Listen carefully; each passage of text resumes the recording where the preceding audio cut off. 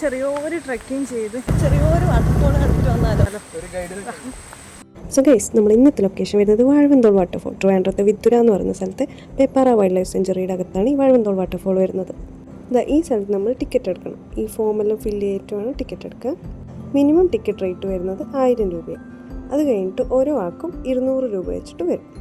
ഈ മിനിമം ടിക്കറ്റിൽ കൊണ്ടുപോകാൻ പറ്റുന്ന മാക്സിമം ആളുടെ നമ്പർ 5 ആൾക്കാർ. അതായത് നമ്മളിപ്പോൾ 2 ആളായിട്ട് പോയാലും 1000 രൂപ എടുക്കണം, 3 ആളായിട്ട് പോയാലും 1000 രൂപ എടുക്കണം. അങ്ങനെ 5 ആൾക്ക് വരെയാണ് ഈ മിനിമം ടിക്കറ്റിൽ പോകാൻ പറ്റുന്നത്.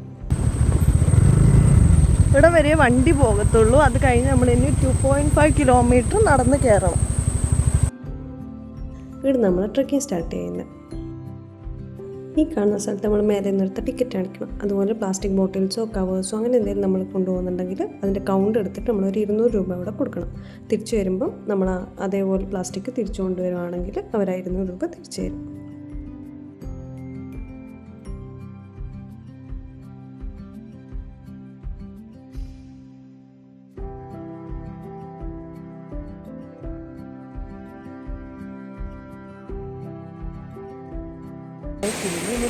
നമ്മൾ 500 മീറ്റർ നടന്നെത്തിയിട്ടുണ്ട്.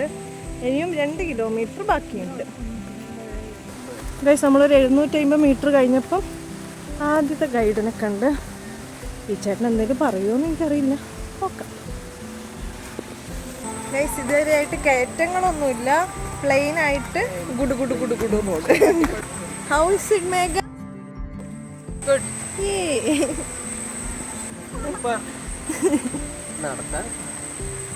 നടക്കണം, അങ്ങനെയാണ്. അല്ലാണ്ട് വാട്ടർഫോൾ ഇങ്ങോട്ട് വരില്ല. ഇതൊരു easy to moderate level trekking. അത് ട്രക്കിങ്ങിൽ സ്റ്റാർട്ട് ചെയ്യാൻ ആഗ്രഹിക്കുന്നവർക്ക് പറ്റിയ ഒരു സ്ഥലം തന്നെ. ആദ്യമൊക്കെ നോർമൽ കാട്ടിലേക്ക് കൂടിയുള്ള വഴിയാണ്. പിന്നെ നമുക്ക് ചെറിയ പാറയമേലോട്ടുള്ള കയറ്റവും കാര്യങ്ങളൊക്കെ വരും. നമ്മളിനി ഇതേ ആ കാണുന്ന ഇതിലേക്ക് കൂടി കയറണം എന്നാണ് ചേച്ചി പറഞ്ഞത്. നമ്മൾ ആ വഴി കയറി വന്ന് കാണുന്ന പോലെ അത്ര ബുദ്ധിമുട്ടില്ല.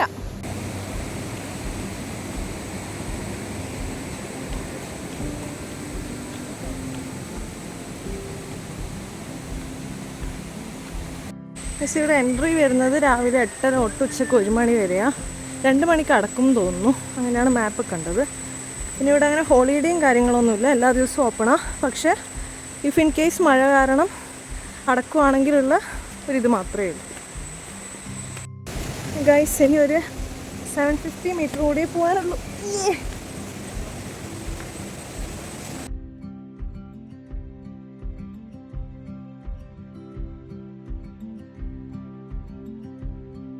അങ്ങനെ 2.5 കിലോമീറ്റർ ട്രക്കിന് ശേഷം നമ്മൾ വാട്ടർഫോളിൻ്റെ അടുത്തെത്തി.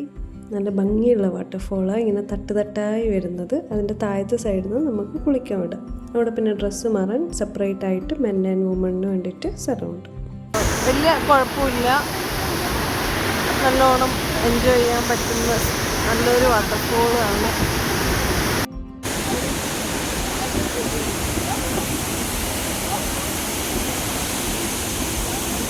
എങ്ങനെയുണ്ടായിരുന്നു വാട്ടർഫോൾ? തണുത്ത് വിറക്കുന്നു ഇപ്പം.